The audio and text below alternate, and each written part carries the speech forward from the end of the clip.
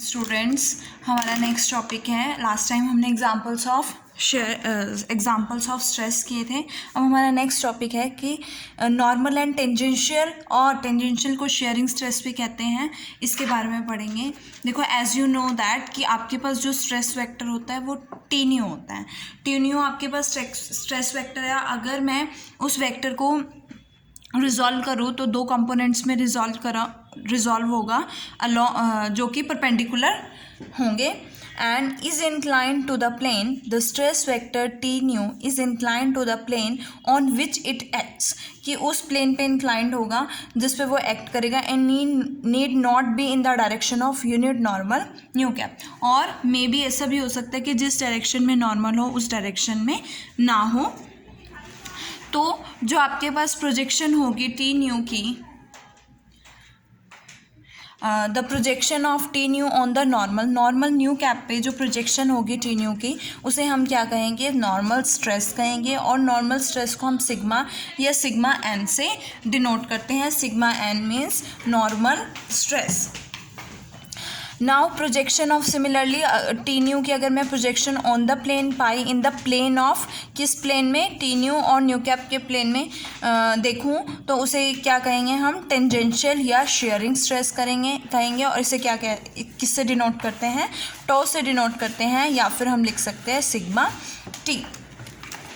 As we know that, देखो 10 आपके पास जो सिग्मा एन हो गया मीन्स नॉर्मल कंपोनेंट हो गया, वो किसके अलोंग है? न्यू कैप के अलोंग है। So we can write t nu dot nu cap. और सिग्मा टी क्या हो गया? किसके अलोंग होगा? टी कैप के अलोंग होगा।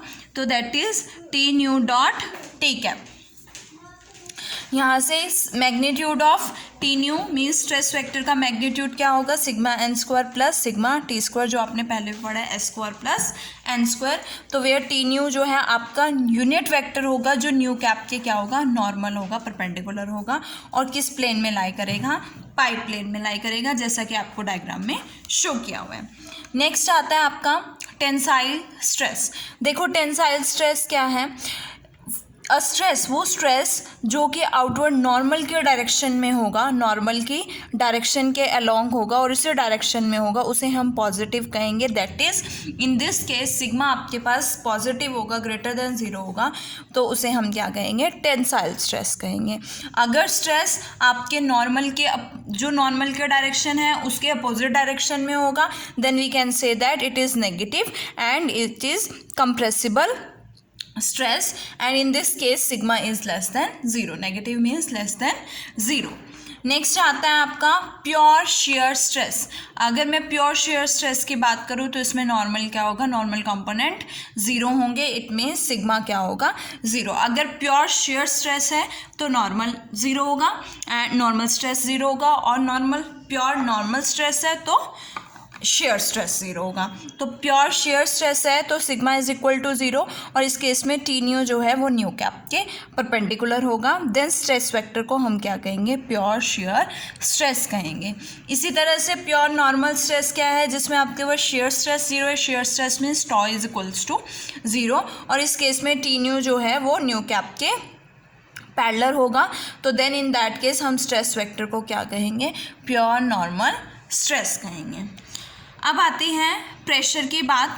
तो प्रेशर अगर टी न्यू जो है वो नॉर्मल के डायरेक्शन के अपोजिट एक्ट करेगा, अपोजिट न्यू कैप के अपोजिट एक्ट करेगा, देन प्योर नॉर्मल स्ट्रेस क्या होगा? उस केस में प्रेशर होगा।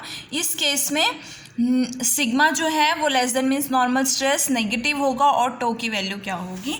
0 होगी। ये तो कुछ स्ट्रेस की डेफिनेशंस थी, डिफरेंट टाइप्स के स्ट्रेसेस थे। अब ये सेक्शन के सारे आर्टिकल्स यहाँ पे ख़त्म होते हैं। अब आपके पास इस सेक्शन के कुछ प्रॉब्लम्स मीन्स कुछ क्वेश्चंस हैं, रिलेटेड क्वेश्चंस। देखो ये रिलेटेड क्वेश्चन क्या है? फर्स्ट क्वेश्चन क्या है आपके पास?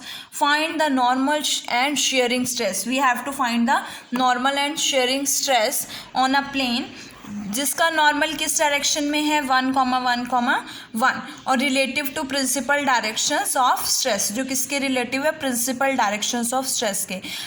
एज यू नो दैट कि जब हम कोऑर्डिनेट सिस्टम जो है वो along principal direction of stress लेते हैं, तो उस केस में आपके पास 2 1 2 2 1 3 2 2 3 means 2ij is equals to 0 for I is not equals to j. In that case, किस केस में, जिसमें आपके पास कोऑर्डिनेट सिस्टम जो है वो प्रिंसिपल डायरेक्शन के अलोंग है।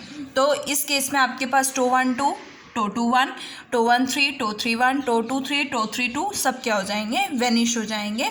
तो फ्रेम ऑफ रेफरेंस जो है वो कहाँ दिया हुआ है, is relative to principal direction of stress. तो अब हम पहले नॉर्मल कंपोनेंट फाइंड आउट करते हैं। तो देखो नॉर्मल स्ट्रेस क्या होगा, T nu dot nu cap होता है। अभी हमने फाइंड आउट किया कि normal is equal to T nu dot nu cap, और टी न्यू स्ट्रेस वेक्टर की वैल्यू क्या है, tau i j nu i nu j. अब इसको ओपन करोगे तो 1 1 2 1 3 और 2 3 के लिए तो 0 हो जाएगा। तो किसके लिए बचेगा, 1 1 के लिए, 2 2 के लिए और 3 3 के लिए। So we get tau 1 1 nu 1 square plus tau 2 2 nu 2 square plus tau 3 3 nu 3 square. अब देखो क्वेश्चन में गिवन है कि नॉर्मल इस डायरेक्शन में है, तो नॉर्मल के कंपोनेंट्स क्या होंगे, a upon square root of a square plus b square plus c square. तो a का स्क्वायर 1 प्लस 1 का रूट क्या हो जाएगा, 1/√3। Similarly 1/√3, similarly 1/√3। तो न्यू कैप की वैल्यू क्या आएगी, 1/√3 1/√3 1/√3, that is the value of nu 1 nu 2 and nu 3। Substitute कर दो ये वैल्यूज, आपके पास क्या आएगा, 1/3 tau 1 1 plus tau 2 2 plus tau 3 3। देखो अब हमें शेयरिंग स्ट्रेस फाइंड आउट करना है। तो shearing, as you know that t nu square is equals to n square plus s square होता है। तो एस स्क्वायर की वैल्यू क्या आएगी यहाँ से, t nu square minus n square. ठीक है, तो यहाँ से टी न्यू स्क्वायर क्या बनेगा, tau 1 1 square nu 1 square tau 2 2 nu 2 square tau 3 3 nu 3 square minus n square. N की वैल्यू आप फाइंड आउट कर चुके हो, तो इसका स्क्वायर हो जाएगा 1/9 tau 1 1 plus tau 2 2 plus tau 3 3 का होल स्क्वायर। और ये आपके पास क्या आ गया, शेयरिंग स्ट्रेस, और ये आपके पास क्या है, नॉर्मल स्ट्रेस। नाउ हमारा नेक्स्ट एग्जाम्पल है, नेक्स्ट क्वेश्चन है question number 2। A stress field is given by, stress field किससे गिवन है, एक्स एक्स के along 20x³ plus y square. Similarly sigma x y दिया हुआ है, y z z x y y z z दिया हुआ है।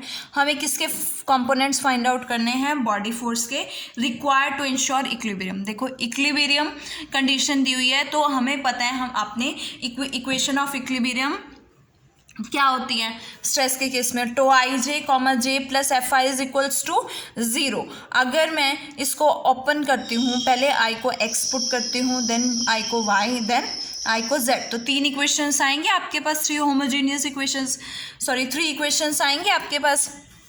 तो वो 3 इक्वेशंस क्या बनेंगी, टो एक्स जे, यहाँ से क्या आएगा, tau x j comma j plus f x is equal to 0।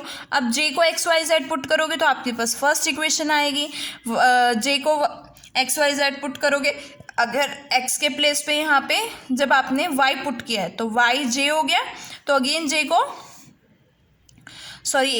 को एक्स वाई जेड पुट करोगे, देन अगेन वाई के केस में एक्स वाई जेड पुट करोगे, देन अगर आपने आई को जे पुट किया है, जेड पुट किया है, तो इस केस में आप एक्स वाई जेड पुट करोगे, तो आपके पास 3 इक्वेशंस आएंगी। अब ये 3 इक्वेशंस में आपने वैल्यू पुट करनी है जो आपको गिवन है।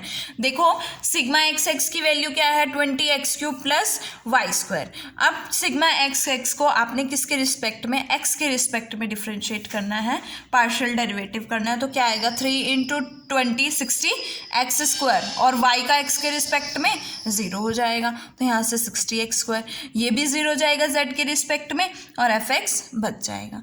सिमिलरली सेकेंड इक्वेशन पे आते हैं, वाई एक्स किसके इक्वल होता है, एक्स वाई के, एंड सिग्मा एक्स वाई आपके पास क्या दिया हुआ है, जेड दिया हुआ है। तो अगर मैं इसको एक्स के रिस्पेक्ट में डिफ्रेंशिएट करती हूँ तो भी 0 आएगा, वाई के रिस्पेक्ट में डिफ्रेंशिएट करती हूँ, अब किसको डिफ्रेंशिएट करना है, सिग्मा वाई वाई को डिफ्रेंशिएट करना है। सिग्मा वाई वाई क्या है, 30x³ प्लस 20, इसको वाई के रिस्पेक्ट में करोगे आपके पास क्या आएगा, अगेन 0 आएगा। अब सिग्मा वाई जेड की मैं बात करती हूँ, तो sigma y z is equals to क्या है, x³, इसको जेड के रिस्पेक्ट में करोगे, अगेन क्या आएगा, 0। So we get from here f y is equals to 0।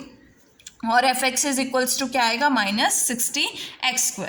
अब थर्ड इक्वेशन की बात करते हैं तो sigma z x is equals to y³। इसको किसके रिस्पेक्ट में करना है, x के रिस्पेक्ट में, तो 0। Sigma z y is equals to आपके पास yz के इक्वल होता है, दैट इज x³ और x³ को डिफ्रेंशिएट करोगे तो आपके पास क्या आएगा, अगेन y के रिस्पेक्ट में 0। नेक्स्ट आता है सिग्मा